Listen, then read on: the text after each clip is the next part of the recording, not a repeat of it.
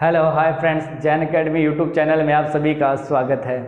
आज अपन पढ़ने वाले हैं एसी के अक्रॉस आरएल सर्किट। अपन क्या करेंगे, एक एसी सोर्स लेंगे, उसके सीरीज में क्या कर देंगे अपन, एक रेजिस्टेंस और एक इंडक्टर को ऐड कर देंगे और फिर अपन देखेंगे कि उस पर वोल्टेज ड्रॉप कितना हो रहा है, इंडक्टर पर कैपेसिटर पर वोल्टेज ड्रॉप कितना हो रहा है, और अपन देखेंगे उसका फेजर डायग्राम किस प्रकार का बनेगा, पावर फैक्टर क्या होगा और क्वेश्चन किस प्रकार के आते हैं अपने एग्जाम में, वो डिस्कस करेंगे।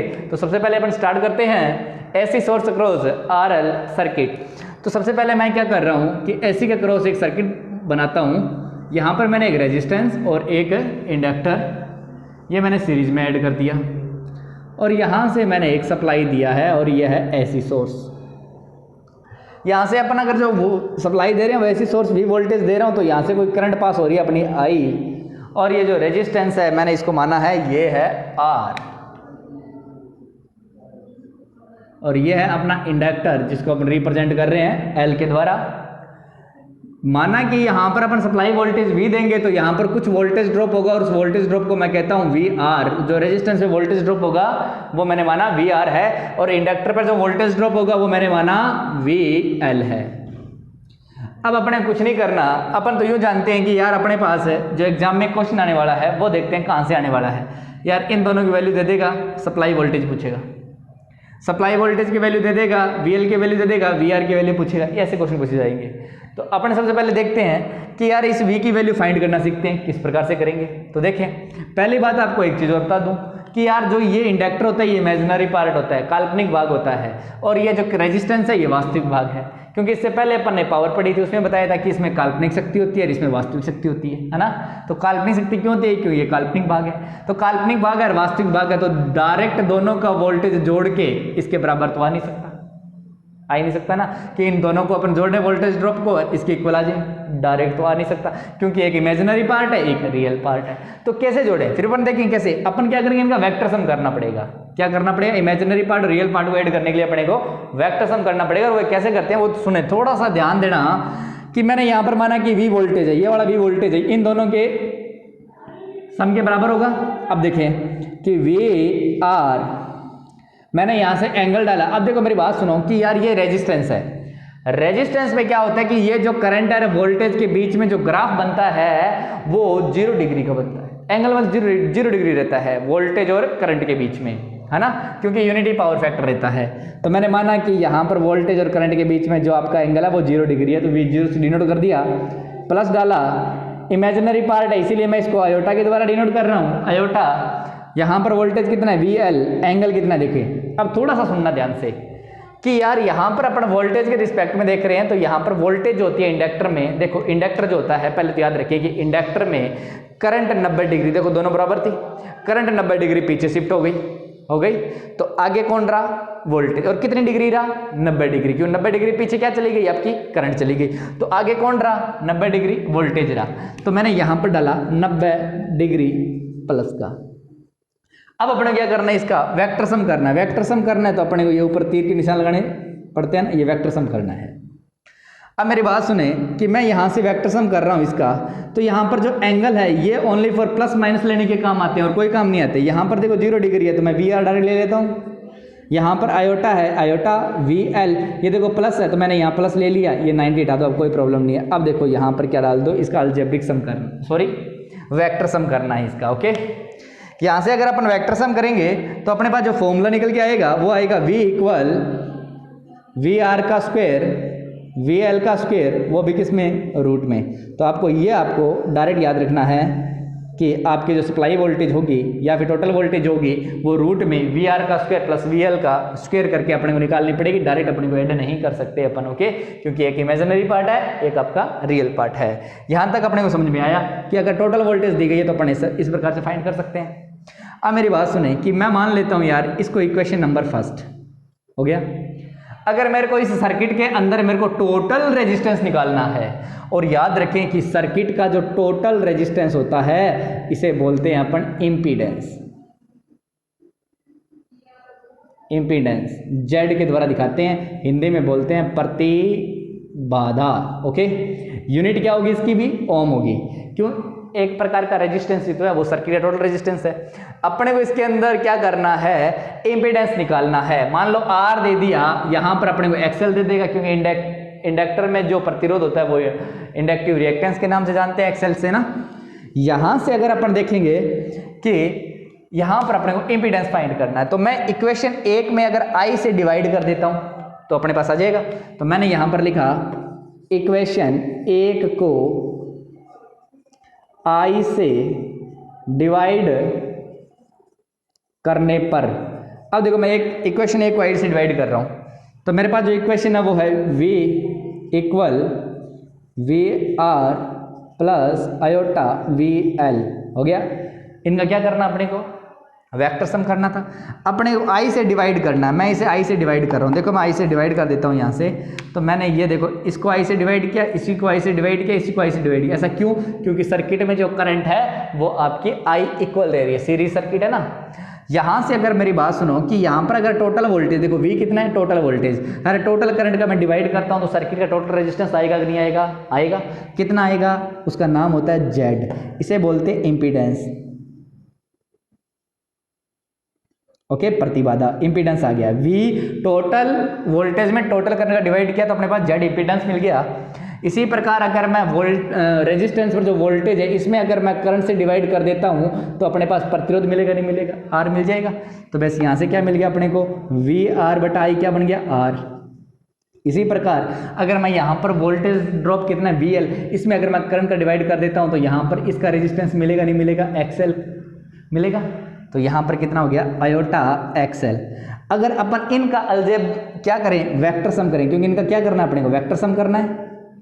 और वेक्टर सम कितना जाएगा आपका, Z इक्वल रूट में R स्क्वायर प्लस XL का स्क्वायर। देखो दोनों फार्मूले अपने को एक जैसे लग रहे हैं और बिल्कुल सिंपल से हैं। देखो ये फॉर्मूला और ये फॉर्मूला एक जैसा है, रेजिस्टेंस आ रहा है तो R लिखना है, और आपका क्या वोल्टेज, इस पे जो वोल्टेज अगर वोल्टेज फाइंड कर रहे थे तो VL लिख रहे थे, और जब रेजिस्टेंस फाइंड करना है तो अपने क्या लिखना है, XL लेना है। बिल्कुल सिंपल है। ओके, अब अपन चलते हैं कि इसी सर्किट में अपने को पावर निकालनी हो। क्या निकालनी हो अपने को, पावर निकालनी हो। अब अपन पावर निकाल के देखते हैं। देखो पावर है ना, तो पावर निकालने के लिए अपने क्या करना पड़ेगा, वापस इक्वेशन 1 की जरूरत पड़ेगी। इक्वेशन 1 में मैं अगर I से डिवाइड कर I से मल्टीप्लाई कर देता हूं मैं, तो भी अपने पास क्या जी पावर आएगी ना। तो मैं लिख दिया कि इक्वेशन 1 को I से गुणा करने पर, मल्टीप्लाई करने पर, तो इक्वेशन 1 जो अपने पास वो कौन सी है, आयोटा VL।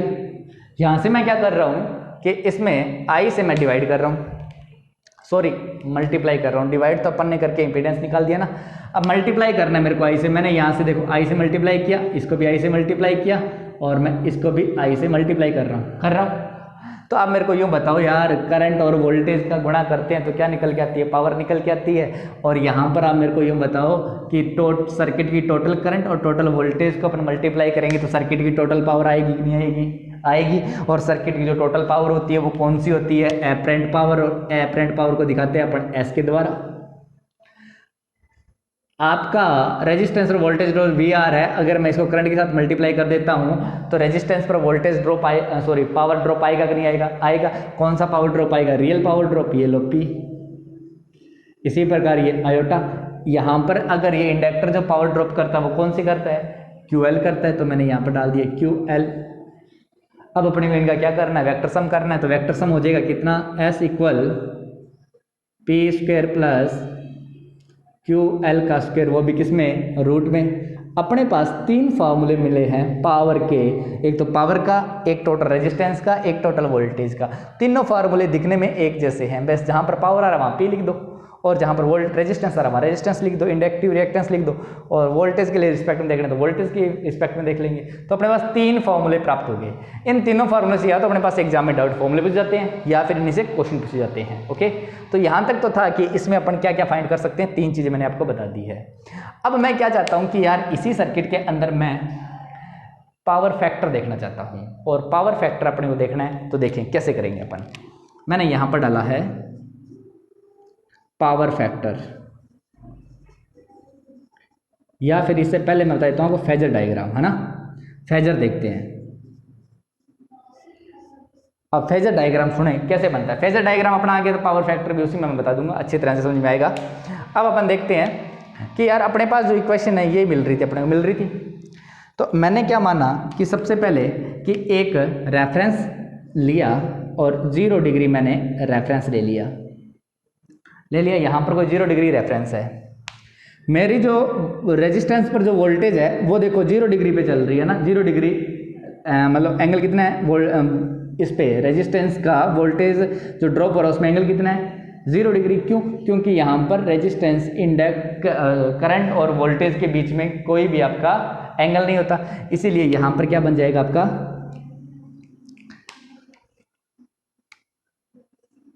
VR, कोई प्रॉब्लम नहीं है।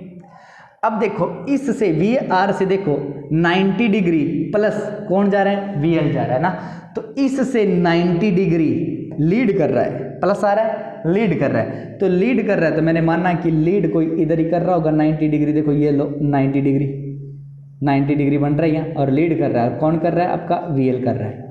हो गया। अब मैं इस पॉइंट को और मैं इस पॉइंट को मिला देता हूँ, ये लो मैंने इस पॉइंट को इस पॉइंट को मिला दिया तो अपनी जो सर्किट की टोटल वोल्टेज आ गई। अब अपन ने देखा कि अपने पास कई बार एग्जाम में है ना ये चीज़ें मिल जाती है कि पूछ लेता है कई बार कि जो ये आपका एंगल बन रहा है फाई, ये थीटा बोलते हैं, फाई तो अपन कोस फाई से दिखाएंगे, फिर वहाँ पर कन्फ्यूजन हो गए, तो मैंने यहाँ पर थीटा माना। इस थीटा की वैल्यू अपने को निकालनी होती है, तो यार ये थीटा कई बार अपने पास निकालना पूछ लेता है, तो अपने किस फॉर्मूले से निकालेंगे। देखो कि आप जानते हो ना कि एक फॉर्मूला अपन 10th क्लास में यूज़ करते थे, लाल बटा कक्का करते थे। अब पहले तो याद होना चाहिए कि ये देखो ये तो आप इसका बेस मतलब आधार, ये है लंब और ये है करण। ओके, ये देखो लंब करण आधार, करण लंब आधार। ओके, ये देखो ये साइन होता है, यहाँ कोस होता है, यहाँ टेन होता है ना। तो अपने पास क्या है वैल्यू किसकी है, इन दोनों की है। लंब और आधार किस में आ रहा है, इसमें आ रहा है, दोनों आ रहे हैं ना। तो यहाँ से मैंने देखो कि इसकी वैल्यू निकालनी है एंगल की, तो मैंने यहाँ से क्या किया, tan थीटा इक्वल लंब कितना आपका VL, आधार कितना आपका देखो VR। यहाँ से अगर अपन देखें तो क्या हो गया, tan, मैं tan को इधर ले जाता हूँ तो क्या हो जाएगा, theta equal tan inverse VL upon VR। कोई प्रॉब्लम नहीं है, अपने tan इनवर्स मतलब थीटा एंगल याद करने का फॉर्मूला आ गया। इसी प्रकार अगर अपन देखें कि बाय चांस पेपर के अंदर अपने को वोल्टेज नहीं दी जाएगी, ये वोल्टेज की वैल्यू ना देकर अपने पास वो हो सकता है इम्पीडेंस की वैल्यू दे दे, रेजिस्टेंस की वैल्यू दे दे, एक्सेल की वैल्यू दे दे, उस टाइम अपना थीटा क्या रहेगा, थीटा कैसे निकालेंगे। सब कुछ नहीं करना, सिंपल सा काम करना है यार। देखो एक फॉर्मूला अगर अपने को याद है ना तो सारे फॉर्मूले निकल जाएंगे। क्या करना है कि इस बार देखो यहाँ पर VL आ रहा है ना, तो यहाँ पर इस बार अपने क्या करना है, अगर अपन रेजिस्टेंस दे दे तो VL में कौन सा रेजिस्टेंस होगा, VL होगा, VR में कौन सा होगा, R रेजिस्टेंस होगा, और यहाँ पर क्या होगा आपका Z होगा, है ना। तो यहाँ से tan इनवर्स क्या निकल जाएगा, XL अपॉन R। अगर अपने पास पावर दे दे तो कैसे निकलेगा, पावर दे दी तो आपको सीधा सा फॉर्मूला याद रखना यार, ऊपर कुछ नहीं करना, जो इंडक्टर पे जो क्रिया हो रही है ना वो ऊपर लिख लो। तो इंडक्टर पे पावर कौन सी है, QL अपॉन P। ये लो आपके जो एंगल निकालने के 3 फार्मूले हैं, ये तीनों फार्मूले आपको डायरेक्ट याद रखने पड़ेंगे और डायरेक्ट आपका इनके क्वेश्चन पूछे जाते हैं। ओके, अब अपन बात करते हैं कि यहाँ तक तो अपने को पता चल गया। अब अपने पास एक चीज़ और रह गई, पावर फैक्टर। अब अपन देखते हैं पावर फैक्टर। अब पावर फैक्टर क्या होगा, देखें यहाँ पर मैंने डाला पावर फैक्टर, तो देखो मैंने यहाँ पर पावर फैक्टर को अपन cos फाई से डिनोट करते हैं ना। अब देखो यार मेरे को इसमें क्या करना है, पावर फैक्टर निकालना है इस डायग्राम में, है ना। तो और पावर फैक्टर किससे करते हैं, कोस से। तो देखो ये तो है आपका साइन, ये है आपका कोस और ये आपका tan। तो कोस की वैल्यू क्या होती है, आधार बटा करण। तो मैंने यहाँ पर कोस लिखा और लिखा आधार बटा करण, हुआ, है ना। तो यहाँ से अगर अपन देखें तो कोस फाई इक्वल आधार कितना देखो VR, वोल्टेज रिस्पेक्ट में देखें तो VR, और करंट कितना आपका V, टोटल वोल्टेज V, तो अपने पास पावर फैक्टर फॉर्मूला क्या बन गया, we are upon we. Okay, अगर अपन देखें कि अपने पास वोल्टेज नहीं दिया गया हो, इस बार क्या दिया गया है, इंडक्टिव रिएक्टेंस दे दिया, रेजिस्टेंस दे दिया, इंपीडेंस दे दिया, तो कैसे निकालेंगे, वापिस वही फॉर्मूला देखो, कोस फाई। इस बार क्या करना है कि मैंने यहां पर माना मेरे को रेजिस्टेंस दे रखा है, तो देखो वापिस आधार पे क्या दे दिया अपने को, रेजिस्टेंस दे दिया जाएगा, तो आर ऊपर आ जाएगा, नीचे करंट, आपका नीचे क्या चाहिए, करंट चाहिए ना, तो करंट की वैल्यू क्या हो जाएगी, करंट पे देखो क्या जाएगा, टोटल जेड आएगा ना, इंपीडेंस आएगा, तो ये लो जेड, ये भी किसका फॉर्मूला हो गया, अपने पावर फैक्टर का फॉर्मूला हो गया। कोई प्रॉब्लम नहीं है ना, बिल्कुल सिंपल है। अब अपन देखते हैं एक और देख लेते हैं, कोस फाई इक्वल, अब अपने पास क्या है, पावर दे दी, तो रेजिस्टेंस देखो यहाँ पर, ये जो रेजिस्टेंस का, ये तो रेजिस्टेंस का पार्ट है, ये इंडक्टर का पार्ट है, ये टोटल है ना सर्किट जो कुछ हो रहा है।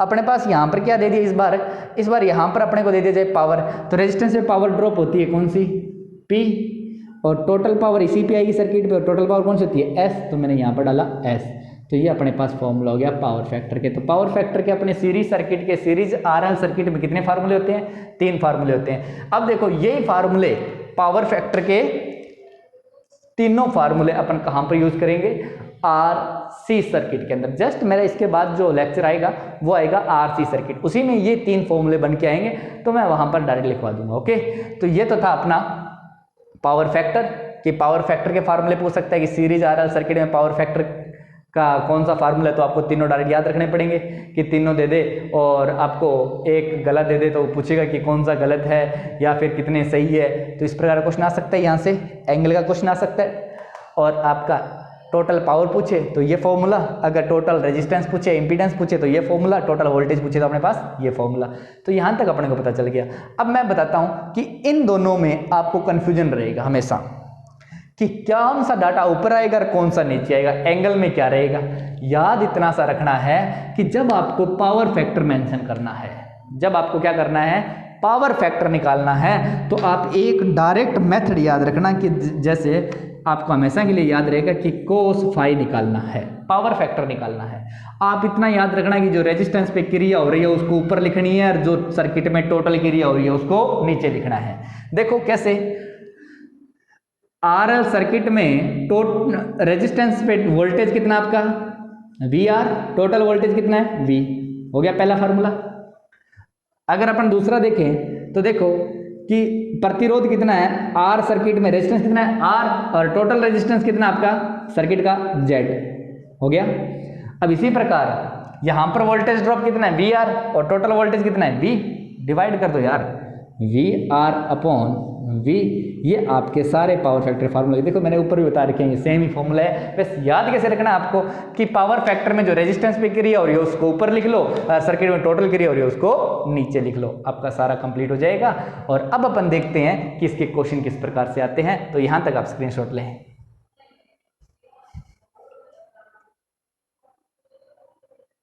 देखते हैं न्यूमेरिकल के, आरएल सर्किट के न्यूमेरिकल अपने पास किस प्रकार के आते हैं, ऑब्जेक्टिव क्वेश्चन वो चेक करते हैं, और ये भी देखेंगे कि कौन कौन से एग्जाम में पूछे गए हैं। ओके, अपने पास सर्किट है, एक क्वेश्चन है, किसी ऐसी सर्किट में ली गई आभासी शक्ति 20 kVA है और रिएक्टिव पावर 12 kVA है, तो सर्किट में रियल पावर ज्ञात करें। काफी अच्छा क्वेश्चन है ना। देखो कहने का मतलब क्या कह रहा है, इधर देखो कि आभासी शक्ति है, आभासी शक्ति को क्या बोलते हैं अपन, है किसके द्वारा डिनोट करते हैं, एपरेंट पावर बोलते हैं ना आभासी शक्ति को।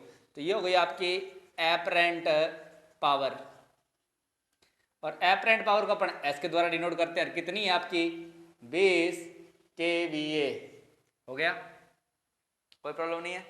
और अपने पास देखो रिएक्टिव पावर दे रखी है, रिएक्टिव पावर मतलब आपको Q की वैल्यू दे रखी है। रिएक्टिव पावर किस में होती है, कैपेसिटर में और इंडक्टर में होती है ना, तो Q की वैल्यू दे रखी है अपने पास कितनी, 12 kVAR, यूनिट से पता चल रहा है ये रिएक्टिव पावर है ना। अब अपन देखते हैं कि अपने को जो फाइंड करना है वो करना है रियल पावर, रियल पावर मतलब P निकालना है। तो अभी अपन ने जस्ट पीछे फॉर्मूला पढ़ के आए थे कि यार अपन एक रिलेशन जानते हैं, और वो रिलेशन कौन सा जानते हैं वो देखें कि अपने को ये चीज पता है कि जो आपकी कुल शक्ति होती है S, वो कैसे निकालते हैं किसी सर्किट में, P का स्क्वायर प्लस QL या QC का स्क्वायर, क्योंकि यार अपने QL QC दे नहीं रखा, अपन डायरेक्ट Q लेते हैं। ओके, यहां पर देखो यार अपने पास एस की वैल्यू दे रखी है कितनी 20 kVA है ना, तो यहां पर मैंने क्या डाल दिया 20 इक्वल पी की वैल्यू कितनी है निकालनी है, तो पी का पी रहने दो, पी का स्क्वायर रह गया, प्लस निकाले प्लस किया, और क्यू की वैल्यू कितनी है 12, और 12 का अपने क्या करना है स्क्वायर करना है, हो गया, यहां पर रूट लगा रखा है। अभी अपन देखें कि यहां से अगर मैं ये पी स्क्वायर की वैल्यू निकालनी है तो मैं यहां से रूट को हटाऊंगा, तो रूट को हटाऊंगा तो मैं क्या करूंगा कि जैसे ही रूट हटेगा आपका यहां पर, तो इस साइड जो है आपका वो क्या हो जाएगा स्क्वायर हो जाएगा, ये था पहले स्क्वायर हटेगा तभी तो रूट आया था ना, पीछे अपन ड्राइव किया इस चीज को। तो यहां पर देखो 20 का स्क्वायर कितना हो गया 400 इक्वल पी स्क्वायर प्लस 12 का स्क्वायर कितना आ गया 144। अब इसको इधर लेके आए तो क्या हो गया 400 माइनस 144 इक्वल आपका क्या आ गया पी स्क्वायर आ गया। अब इसको अगर अपन सॉल्व करते हैं तो कितना बचता आपका 256 बराबर क्या आ गया आपका पी स्क्वायर। अब अपने क्या करना है कि पी स्क्वायर इक्वल कितना आ रहा है 256, तो पी की वैल्यू कितनी आ गई रूट में 256, तो पी इक्वल्स कितना आ गया आपका 16 किलोवाट। अब देखो किलोवाट कैसे आया, क्योंकि यहां पर जितनी यूनिट ले रहे हैं वो देखो किलो में है और ये भी आपकी किलो में है, तो ये आपने ये भी किलो में लिया है और ये भी डाटा किलो में लिया है, तो आंसर किसमें आएगा किलो में आएगा, तो आंसर कितना गया 16 किलोवाट। तो ऑप्शन कौन सा आपका सी सही ऑप्शन हो जाएगा। ओके काफी सिंपल है, कोई दिक्कत नहीं है, आपको जो पिछले वाले फार्मूले अगर याद है ना तो नॉर्मली अपन इजीली तरीके से कर सकते हैं। ओके अब अपन देखते हैं यार नेक्स्ट क्वेश्चन, काफी अच्छा क्वेश्चन है ये भी। 0.8 शक्ति गुणांक पर पश्चगामी 0.8 शक्ति गुणांक पश्चगामी पर एक ऐसी परिपथ का इनपुट 20 kVA है, परिपथ द्वारा ली गई शक्ति किलोवाट में ज्ञात करो, मतलब रियल पावर पूछ रहा है, किलोवाट आ रहा है ना यहीं से तो पता चल रहा है। किलोवाट किसकी यूनिट होती है आपकी, किसकी है रेजिस्टेंस की यूनिट होती है ना, रेजिस्टेंस जो पावर ड्रॉप हो रहा है रियल पावर की। तो यहां से अपन को देखो कि पावर फैक्टर अपन को अगर अपन देखें कि पावर फैक्टर जानते हैं, पावर फैक्टर देर का तो पावर फैक्टर फॉर्मूला क्या होता है cos फाइ इक्वल क्या होता है आपका रियल पावर अपॉन कौन सी एपरेंट पावर, ये भी कौन सी है पावर है ना। अब अपने पास देखो क्या क्या दिया गया, अपने पास सब कुछ निकल जाएगा। अब अपने पास ये कह रहा है कि जो पावर फैक्टर की वैल्यू है वो cos फाइ की कितनी देर की इसने 0.8, तो मैंने यहां पर पुट कर दिया 0.8 इक्वल रियल पावर जो है अपने को निकालनी है, मतलब जो लोड पे जो पावर जाती है ना वो आपकी रियल पावर ही जाती है, याद रखना ठीक है ना।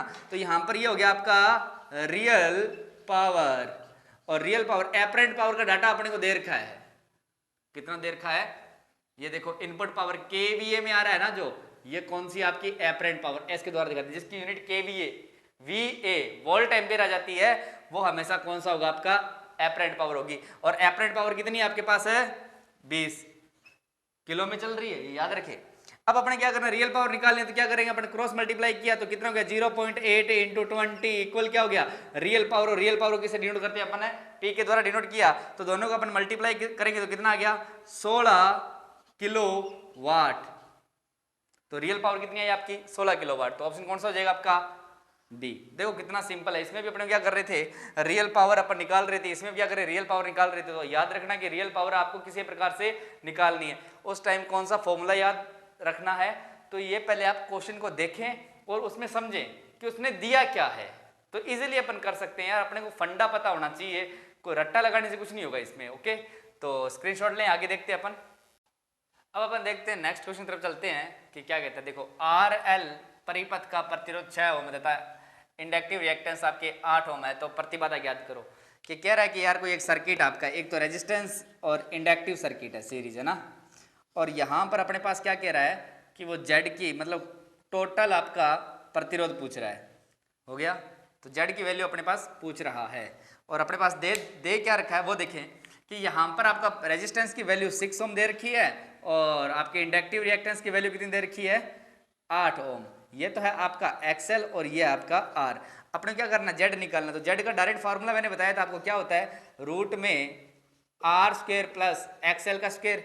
तो जेड इक्वल्स कितना हो जाएगा आपका आर का कितना है 36 हो गया, और एक्स का कितना हो गया एक्सएल कितना हो गया आपका 64। तो दोनों को मल्टी ऐड करेंगे तो कितना हो गया आपका 100, और 100 का रूट कितना आएगा आपका 10 ओम। तो आपका इम्पीडेंस कितना आया 10 ओम।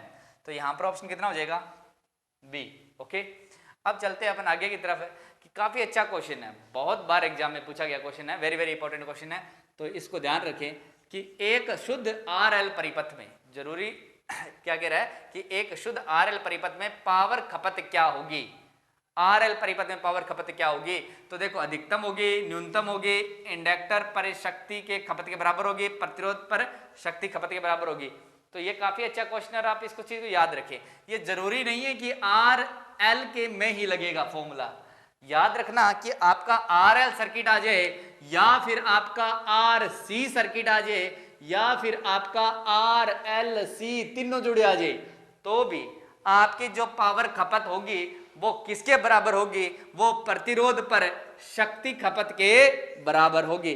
मतलब कहने का जो प्रतिरोध शक्ति खपत करेगा, पावर ड्रॉप उस पे उतना ही होगा। ओके, याद रखें, ये वेरी वेरी इंपॉर्टेंट क्वेश्चन था। अब चलते हैं अपन आगे की तरफ, कोई नेक्स्ट क्वेश्चन देखते हैं। अब अपन देखते हैं एक न्यूमेरिकल क्वेश्चन, काफी अच्छा है। चित्र में कुल प्रतिरोध और शक्ति गुणांक ज्ञात करें। मतलब क्या करना है कि रेजिस्टेंस की वैल्यू और पावर फैक्टर की वैल्यू अपने को मेजर करनी है। डाटा दिया क्या गया अपने पास, इस पे रेजिस्टेंस दे रखा है, तो यहाँ पर इंडक्टर पर जो रेजिस्टेंस होगा वो क्या होगा? XL होगा, और XL कितना दे रखा है अपने को? 3 ओम दे रखा है। ओके, R की वैल्यू निकालनी है और Z की वैल्यू अपने पास कितनी दे रखी है? 5 ओम दे रखी है। तो अपन क्या करते हैं यहाँ पर है कि अपने को R की वैल्यू निकालनी है, तो अपने पास फॉर्मूला अपने को पता है कि कौन सा होगा कि Z equals R square plus XL का स्क्वायर और इसका भी रूट। ये डायरेक्ट फॉर्मूले आपको याद रखने हैं। ओके, अब मेरी बात सुने कि यहाँ पर अपने पास Z की वैल्यू दे रखी है, तो मैं यहाँ पर डाटा पुट कर लेता हूँ। Z की वैल्यू कितनी आपके पास है? 5 ओम, ये 5 रूट डाला, ये लो। R की वैल्यू कितनी है निकालनी है, R का स्क्वायर रहने दे। XL की वैल्यू अपने पास दे रखी है 3 ओम, तो 3 ओम 3 का स्क्वायर कितना हो गया आपका? 9। अब अपन क्या करेंगे, जैसे ही इसका रूट हटाएंगे तो इधर स्क्वायर आएगा बराबर में, है ना। तो यहाँ से स्क्वायर हटाया तो इधर रूट हटाया तो यहाँ क्या स्क्वायर इक्वल कितना हो गया?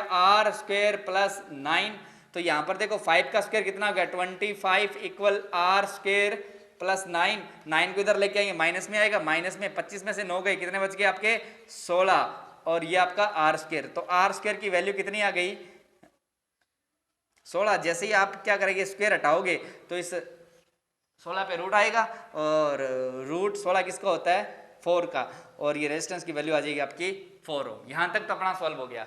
अब अपने पास क्या कह रहा है, नेक्स्ट क्वेश्चन और भी पूछ रहा है, ये शक्ति गुणांक याद करें। ये शक्ति गुणांक भी निकालना है अपने को।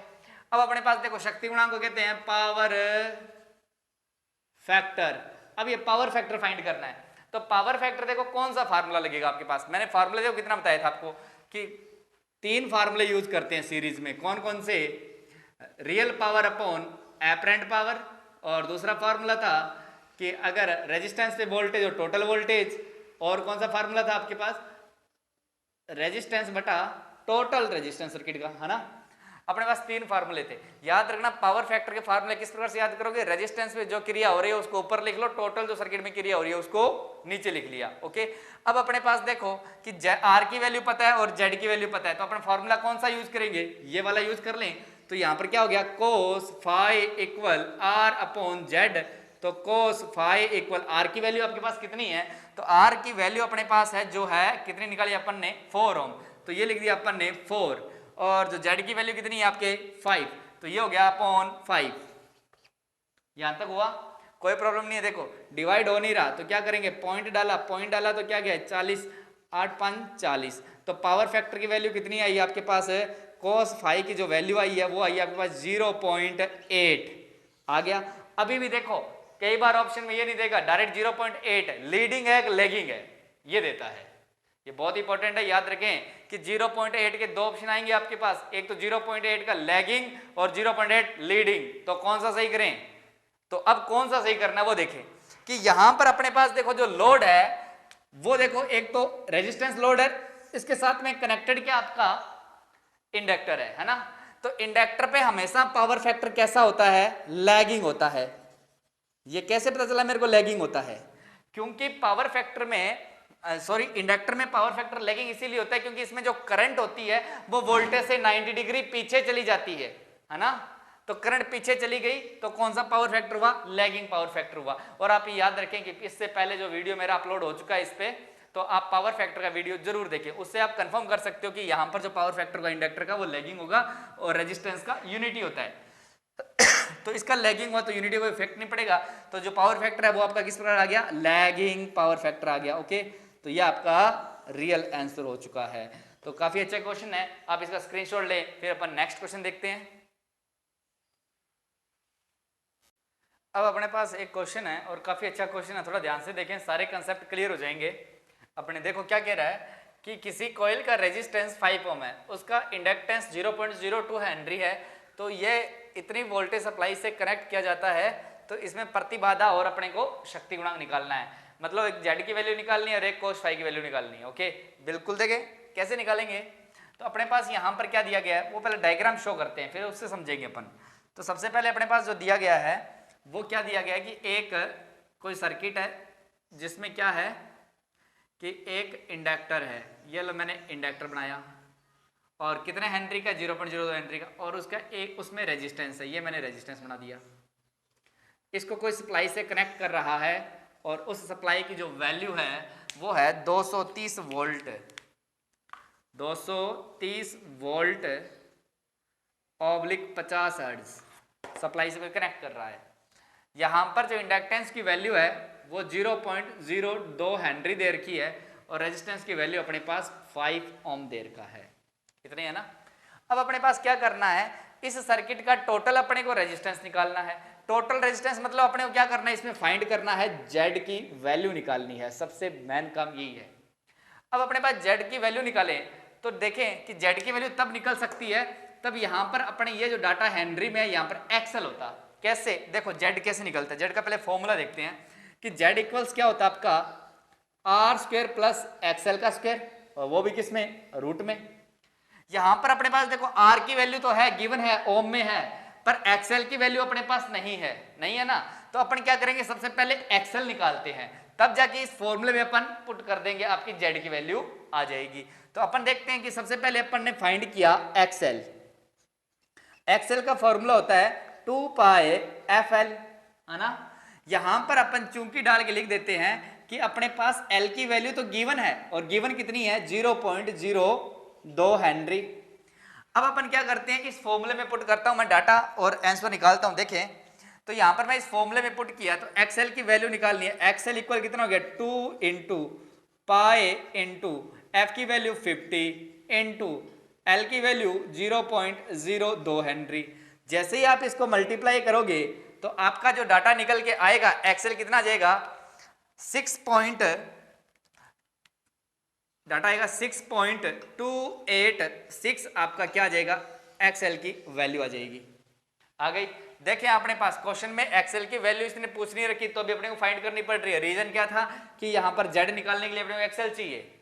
तो अब अपन देखते हैं कि इस फॉर्मूले में अगर अपने को क्या करना है, प्रतिबाधा निकालनी है, प्रतिबाधा मतलब इंपीडेंस निकालना, तो अपने क्या करेंगे, ये डाटा इस फॉर्मूले में पुट कर लेते हैं।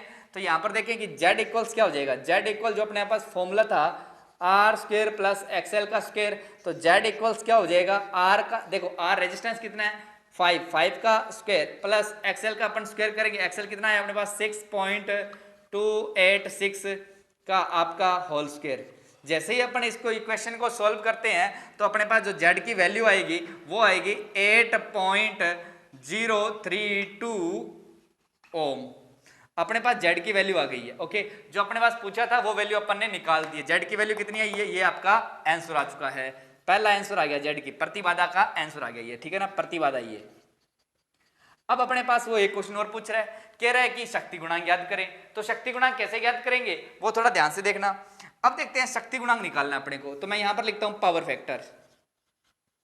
पावर फैक्टर, पावर फैक्टर क्या होता है आपका cos फाई, और फार्मूला क्या होता है, देखो अपने पास यहां पर आर की वैल्यू है और अपने पास जेड की वैल्यू अपन ने फाइंड कर ली। जेड की वैल्यू कितनी है अपने पास 8.3032, आइए ना, यहां से आपका फॉर्मूला होता है कोस पावर फैक्टर का आर अपॉन जेड। मैंने आपको बता रखा है पावर फैक्टर फार्मूला याद नहीं करना, आपको इतना याद रखना है कि जो रेजिस्टेंस पे क्रिया हो रही है उसको ऊपर लिख लो और जो टोटल क्रिया हो रही है उसको नीचे लिख लो।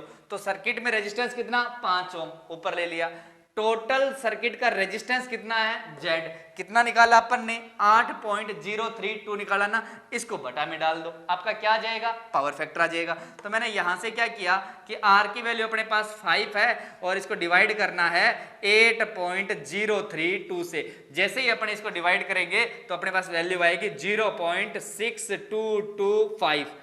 अब देखो पावर फैक्टर की जो वैल्यू आई है अपने पास वो कौन सी आई है, पावर फैक्टर की वैल्यू आई है 0.6 पावर फैक्टर रहेगा आपका, ठीक है ना। ये आगे की वैल्यू कोई काम की नहीं होती, बस इतना ही याद रखें कि आगे की वैल्यू काम की नहीं, अपने पास ओनली इतना काम का है कि जो पावर फैक्टर है वो कितना है 0.6। अब ये बात ये मेंशन करता है कि यार ये 0.6 जो पावर फैक्टर है वो लीडिंग है कि लैगिंग है। तो आप देख के बताओ कि यार इसमें लीडिंग होगा लैगिंग होगा। तो इंडक्टर लगा हुआ है, इंडक्टर लगा हुआ मतलब पावर फैक्टर कैसा होगा लैगिंग। तो इसका आंसर क्या हो जाएगा 0.6 लैगिंग। और काफी अच्छा क्वेश्चन था, आप इसको कैलकुलेशन करके देखें और जितने भी आपके डाउट्स हैं वो इन क्वेश्चनों से निकलते हैं लगभग। तो आगे देखें, आगे अपन नेक्स्ट क्वेश्चन देखते हैं। अब अपन देखते हैं नेक्स्ट क्वेश्चन और काफी अच्छा क्वेश्चन है, एग्जाम में पूछा गया क्वेश्चन है। तो करें स्टार्ट। यदि एक श्रेणी आरएलसी सर्किट में प्रतिरोध के मध्य वोल्टेज ड्रॉप आपका 12 वोल्ट है। कहने का मतलब आप सर्किट बनाते हैं फिर समझ में आएगा कि एक रेजिस्टेंस बनाया और आपका एक इंडक्टर है। जो रेजिस्टेंस है ये यहाँ पर मैं कर देता हूँ कि ये लो आपका सप्लाई वोल्टेज अपन कोई ऐसी दे रहे हैं। यहाँ पर जो रेजिस्टेंस है इस पर वोल्टेज ड्रॉप कितना हो रहा है आपका 12 वोल्ट हो रहा है। सप्लाई वोल्टेज 13 वोल्ट है, सप्लाई वोल्टेज कितनी है 13 वोल्ट है। अपने क्या करना है यहाँ पर VL की वैल्यू निकालनी है। कितना सिंपल क्वेश्चन है, फॉर्मूला वही लगेगा, कोई दिक्कत नहीं है। वोल्टेज वाला फॉर्मूला यूज करते हैं। तो वोल्टेज का फॉर्मूला क्या होता है, V इक्वल्स क्या होता है, देखिए V इक्वल्स VR का स्क्वायर प्लस VL का स्क्वायर, वो भी किस में रूट में, है ना। अब क्या करेंगे वैल्यू पुट कर देते हैं और आंसर आ जाएगा, आंसर आ जाएगा आपका V की वैल्यू कितनी है आपके पास 13, देखिए VR की वैल्यू कितनी है 12 का स्क्वायर प्लस VL का स्क्वायर। अब बात करें कि यार यहां से अगर मैं रूट हटाता हूं तो इस पे स्क्वायर आएगा, है ना। तो स्क्वायर आएगा, 13 का स्क्वायर कितना गया 169 इक्वल ये कितना हो गया 12 का स्क्वायर कितना हो गया 144 प्लस क्या हो गया VL का स्क्वायर। अब देखो 169 में से अगर मैं माइनस करता हूँ 144 तो VL का स्क्वायर की वैल्यू आ जाएगी, VL स्क्वायर की वैल्यू आ जाएगी। तो यहाँ से कितनी वैल्यू आ गई अभी 25 VL का स्क्वायर। अब जैसे ही अपन इसके स्क्वायर हटाएंगे तो अपने पास रूट आ जाएगा, देखो VL इक्वल क्या आ जाएगा रूट 25 और VL की वैल्यू कितनी आ जाएगी 5 वोल्ट। काफी अच्छा है, कोई दिक्कत नहीं है। तो अपने पास पहली वैल्यू अक्रॉस होगी, इंडक्टर के अक्रॉस वोल्टेज कितना आ रहा है 5 वोल्टेज। अब आप ऐसा मत कर देना कि 13 वोल्टेज तो जा रही है, देखो कई बार बच्चा ऐसे कर देता है कि 13 वोल्टेज सप्लाई वोल्टेज दे रहे हैं, 12 वोल्टेज रेजिस्टेंस खा रहा है, तो इस पर वोल्टेज कितनी आएगी 1 वोल्ट आएगी, क्यों ऑप्शन में डायरेक्ट 1 वोल्ट 100% आता है और गड़बड़ी अपन ये कर देते हैं। तो ध्यान रखना कि ये तब हो सकता था ऐसा कि 12 वोल्टेज यहाँ पर ड्रॉप हो रहा है तो यहाँ पर 1 वोल्टेज तब होता, तब यहाँ पर क्वांटिटी आपकी क्या होती वापिस इंडक्टर न होकर क्या होता रेजिस्टेंस होता। अगर यहाँ पर क्या इंडक्टर है तो ये इमेजिनरी पार्ट है, इमेजिनरी पार्ट है तो आपको इसी फॉर्मूले के द्वारा सॉल्व करना पड़ेगा। ओके, अब अपन चलते हैं नेक्स्ट की तरफ कि वो कह रहा है कि पावर फैक्टर याद करें। अब अपना देखें लास्ट क्वेश्चन इसमें क्या कह रहा है कि पावर फैक्टर याद करें, पावर फैक्टर। अब देखो पावर फैक्टर निकालना है cos फाई, कौन सा फॉर्मूला लगेगा, यहां पर वोल्टेज की बात चल रही है तो रेजिस्टेंस से voltage drop upon total voltage ये फॉर्मूला लगेगा। तो cos फाई इक्वल कितना हो जाएगा, VR की वैल्यू कितनी है अपने पास, VR की वैल्यू अपने पास 12 और टोटल वोल्टेज कितना है 13। तो जैसे अपन डिवाइड करेंगे क्या आ जाएगा आपका पावर फैक्टर आ जाएगा। तो कोई दिक्कत नहीं है, नॉर्मल हुआ। ओके, तो ये इसका स्क्रीनशॉट लें आप। आगे अपन नेक्स्ट क्वेश्चन देखते हैं। तो इस क्वेश्चन में अपने देखेंगे कि क्या दिया गया है कि एक श्रेणी आरएलसी सर्किट में प्रतिरोध का वैल्यू जो दे रखी है वो 10 किलो ओम है और प्रेरक का मान 5 मिली हेनरी है। तो इसमें समय स्थिरांक की वैल्यू याद करें। तो आपको समय स्थिरांक याद करना है तो इसका एक डायरेक्ट फॉर्मूला याद रखना कि समय स्थिरांक जो होता है वो होता है T equals L upon R। समय स्थिरांक फार्मूला क्या होगा T equals L upon R। इसी फॉर्मूले में अगर अपन वैल्यू पुट कर देंगे तो अपने पास डाटा आ जाएगा। तो देखिए कैसे करेंगे, T इक्वल्स अपने पास L की वैल्यू कितनी है 5 मिली हेनरी, तो मिली को क्या लिख सकते हैं 10 की पावर -3 अपॉन R की वैल्यू कितनी है आपकी 10 किलो ओम, तो किलो ओम को क्या लिख सकते हैं 10 की पावर 3। अब जैसे अपन 10 की पावर 3 क्या जाएगा ऊपर चला जाएगा तो टी इज इक्वल टू क्या हो गया 5 इंटू 10 की पावर -3 इंटू 10 की पावर -3 अपॉन क्या हो गया 10। अब देखो जैसे इसको डिवाइड करेंगे तो कितने पे गया ये 2 पे, तो टी इक्वल कितना आ गया 0.5 इंटू देखो 10 की पावर 3 10 की पावर 3 मल्टीप्लाई में है और बेस इनका सेम है तो क्या करेगी आते जुड़ जाती है, तो 10 की पावर -6। तो आपका जो टाइम पीरियड आया है वो कितना आया 0.5 इंटू 10 की पावर -6। तो अपने इसको क्या लिख सकते हैं t इक्वल्स 0.5 माइक्रो सेकेंड, क्योंकि टाइम पीरियड की जो यूनिट होती है वो सेकंड होती है, तो आपका आंसर क्या हो गया t equals 0.5 micro second. Okay, तो अब अपन एक नेक्स्ट क्वेश्चन और देखते हैं, आप इसका स्क्रीनशॉट ले। अब अपन देखते हैं इस क्वेश्चन में अपने क्या करना है कि दिए गए सर्किट में पावर फैक्टर और एपरेंट पावर निकालनी है। एपरेंट पावर का मतलब है कि आपको क्या करनी है टोटल पावर निकालनी है, और टोटल पावर को किसे डिनोट करते हैं अपन एस।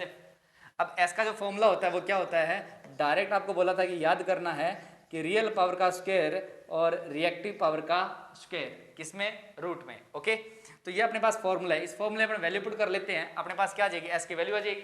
तो यहाँ से एस की वैल्यू आ जाएगी तो कैसे करेंगे इसको कि एस इक्वल देखो पी का स्क्वायर कितना हो गया 12 का स्क्वायर प्लस क्यू की वैल्यू क्यूएल की वैल्यू कितनी है 16 का स्क्वायर, जैसे अपन इनको स्क्वायर करेंगे तो कितना हो गया 144 प्लस 256 और टोटल किया तो कितना हुआ इनका 400 और 400 का रूट कितना आ गया आपका एस पावर कितनी आ गई एपरेंट पावर कितनी आ गई आपकी 20। अब देखो यूनिट क्या आएगी, मेन बात ये है यूनिट क्या होगी, क्योंकि यहाँ पर यूनिट तो वाट में आ रही है और यहाँ पर यूनिट आ रही है आपकी VAR में आ रही है, वोल्ट एम्पियर रजिस्टर में आ रही है। तो यहाँ पर जो यूनिट क्या आएगी तो एपरेंट पावर की जो यूनिट होती है वो होती है वोल्ट एम्पियर, तो यहाँ पर क्या जाएगी वोल्ट एम्पियर हो गया। तो ये जो आपका डाटा आया है वो आ गई सर्किट में टोटल पावर। ओके, अब अपन देखते हैं कि अपने पास एक लास्ट क्वेश्चन और दे रखा है कि यार पावर फैक्टर निकालो। पहले पावर फैक्टर निकाल नहीं सकते थे ना, क्योंकि पावर फैक्टर में अपने पास एपरेंट पावर की जरूरत होती है, तो पावर फैक्टर क्या हो जाएगा आपका कोस फाई क्या होता है real power upon apparent power. तो यहां से आपका कोस फाई इक्वल देखो रियल पावर कितनी है आपके पास 12 upon reactive power sorry apparent power कितनी है 20, तो अपने पास कितना ये पावर फैक्टर आ गया। अब जो पावर फैक्टर आएगा वो लीडिंग आएगा कि लैगिंग आएगा, सबसे बड़ी बात ये थी, तो आपको पता चल गया होगा कि देखो इंडक्टर लगा हुआ है तो उस टाइम जो पावर फैक्टर आता है वो आपका आता है लैगिंग। ओके, ये आपका आंसर हो गया। तो अपन ने इस वीडियो में आरएल सर्किट और आरएल सर्किट के जितने भी न्यूमेरिकल है सॉल्व किए हैं। फिर भी अगर आपको कोई प्रॉब्लम आती है तो मेरे कमेंट सेक्शन में कमेंट करके मुझसे पूछ सकते हो, और जो आगे अपना वीडियो आने वाला है वो है आरसी सर्किट का, तो उसे देखने के लिए आप बेल आइकन का बटन दबाएं जिससे आपको वो वीडियो इंडिकेट होता रहेगा। Okay, bye bye.